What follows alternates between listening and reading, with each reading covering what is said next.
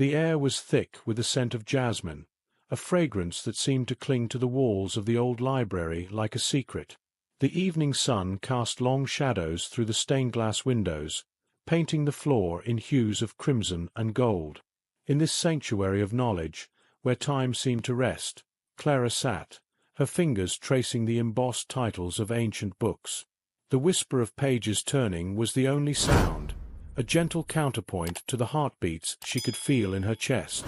She was not alone. Across the room, in the dim light where history and story converged, stood Marcus, a man whose very presence in this place was an act of defiance against the norms of their society. His attire was not the rough fabric of the townsfolk, but the smooth, rich cloth of someone from beyond the river, where different rules applied. His eyes, dark and intense, met hers, and in that look there was a question, a challenge, a promise of something forbidden. Their connection was illicit by the standards of their divided village, where the river was more than just water.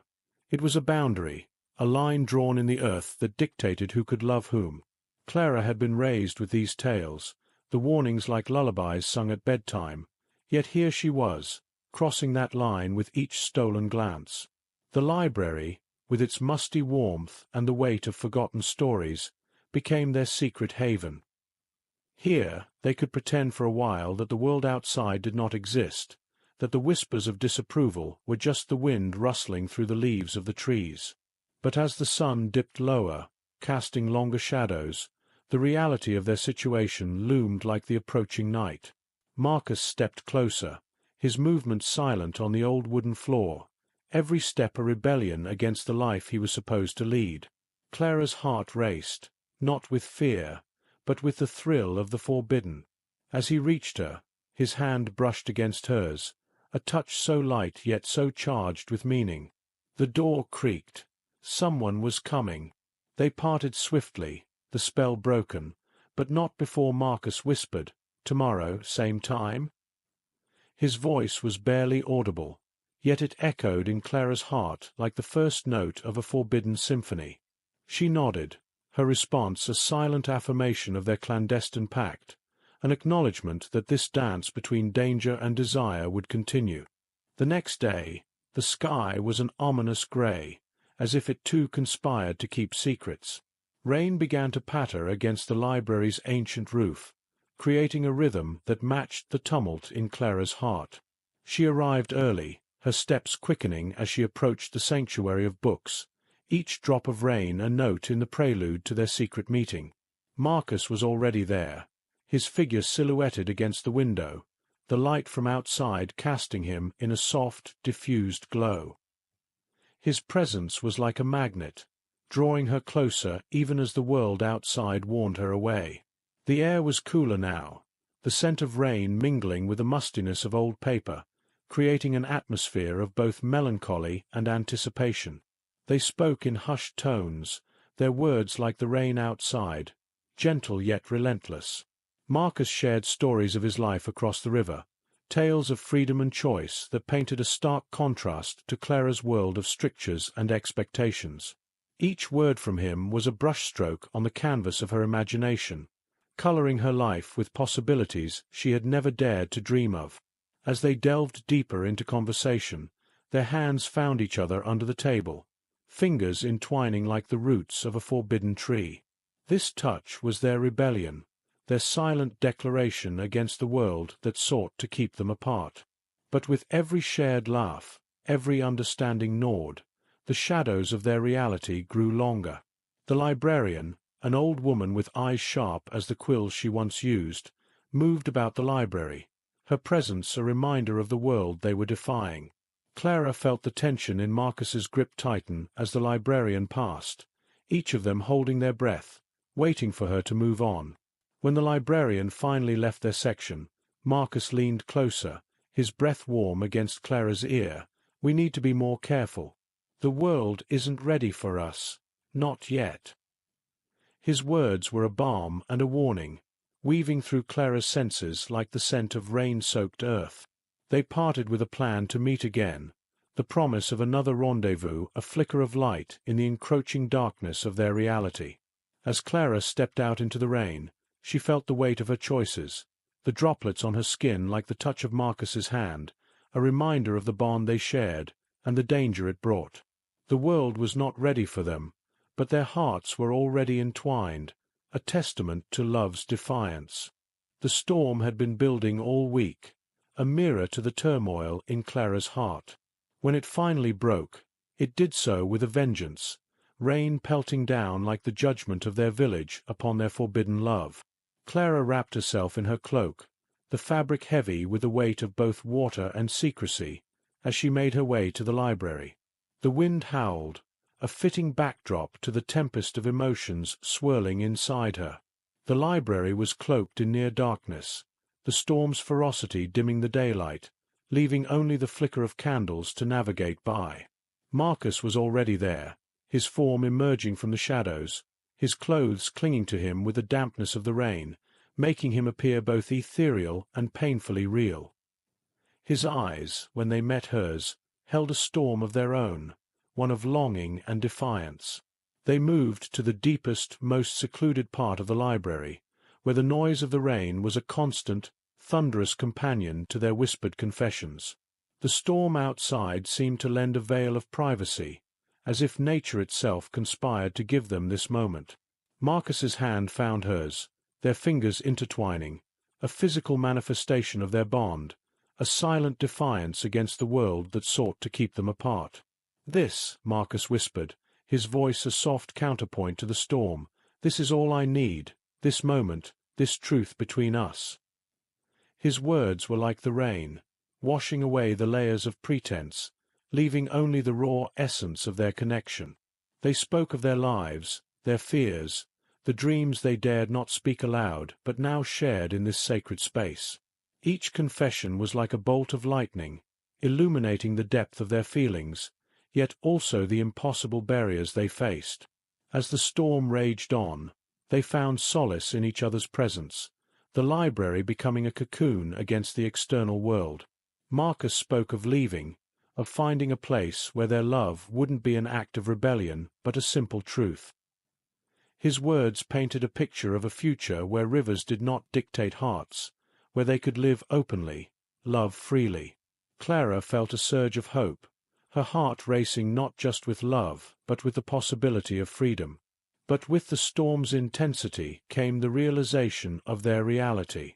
Every thunderclap was a reminder of the world's harsh judgment.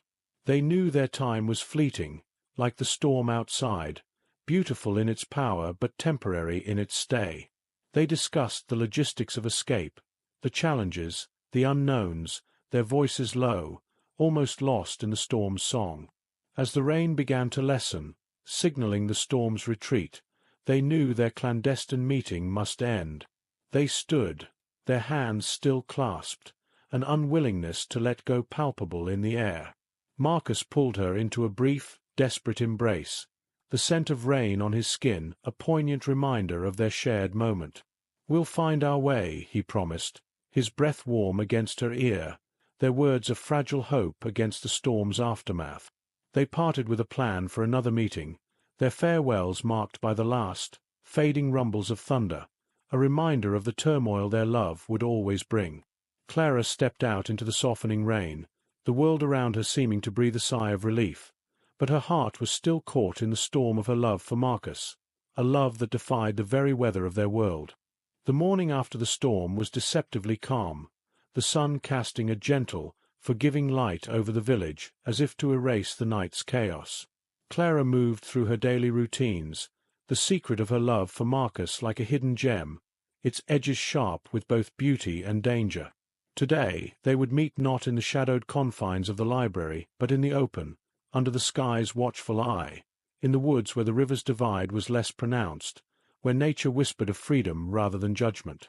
The woods were alive, the leaves and branches still glistening from last night's rain, each droplet a testament to the storm's passage.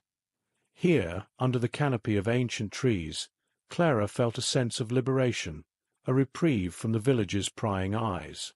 Marcus arrived with a lightness in his step, a small, hand-carved figurine in his hand, a symbol of their bond, a tangible piece of their love to keep close when apart. Their conversation was lighter, filled with the laughter of shared secrets and dreams, but beneath the surface there was an undercurrent of urgency. Marcus spoke of his plans, of a life where they could be free, where the river would no longer dictate their hearts.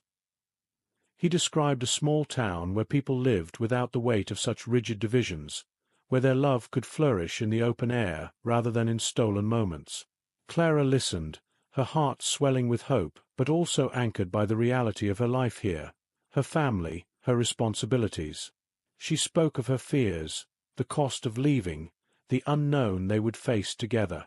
Yet, as they walked through the woods, their hands brushing against each other, the possibility of a new beginning seemed almost within reach.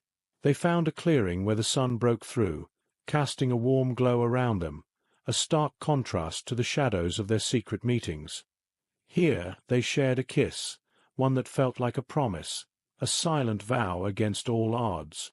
It was a moment of pure, unguarded love, where their worries melted away in the light of day. But as they returned to their respective sides of the river, the reality of their situation loomed.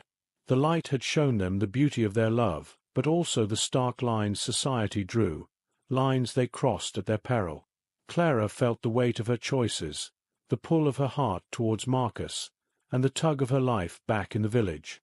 As she watched Marcus disappear across the river, back to his world, she felt the day's light dim, not with the coming of night, but with the knowledge that their love was a battle against the tides of tradition. Yet, with each step back to her home, she carried with her the light of their meeting, a beacon of hope, a testament to love's persistence even in the face of daylight's harsh truths. The days following their meeting in the woods were marked by a quiet tension, the village's routine resuming as if nothing had changed. Yet beneath the surface, everything was different for Clara. She carried Marcus's carved figurine like a talisman, each touch a reminder of their shared dream. But with each passing day, the reality of their situation grew more daunting. One evening, as the sky painted itself in the hues of sunset, Clara received a message, a simple note from Marcus, urging her to meet him by the old bridge, where the river whispered secrets of love and loss. The bridge was a symbol of crossing boundaries, of the thin line between acceptance and exile. She found Marcus there, his expression a mix of determination and sorrow. He spoke of an opportunity to leave, to start anew in a place where their love wouldn't be a scandal but a simple fact of life. He had secured passage, a way out, but the urgency in his voice was palpable. They had to decide now. Clara stood at the edge of the bridge, looking down at the water that had always separated them, now feeling like a chasm she must leap across. The decision was hers, to leave everything she knew for the unknown, for love.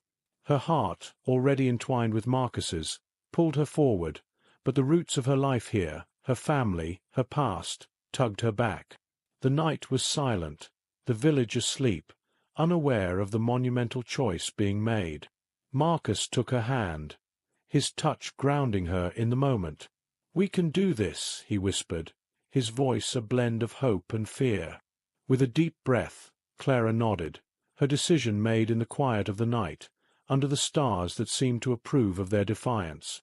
They embraced, the bridge beneath them a symbol of their crossing from one life to another. As they stepped away from the bridge, from the village, from the life they knew, Clara felt a pang of loss but also an overwhelming sense of liberation. They walked towards the unknown, hand in hand, their love a beacon in the darkness, their journey an echo of love's enduring power against all odds. The village would wake to find one of its daughters gone, but Clara, now free with Marcus, carried with her the echoes of their love, a story that would whisper through time, a testament to those who dare to love beyond the boundaries set by others.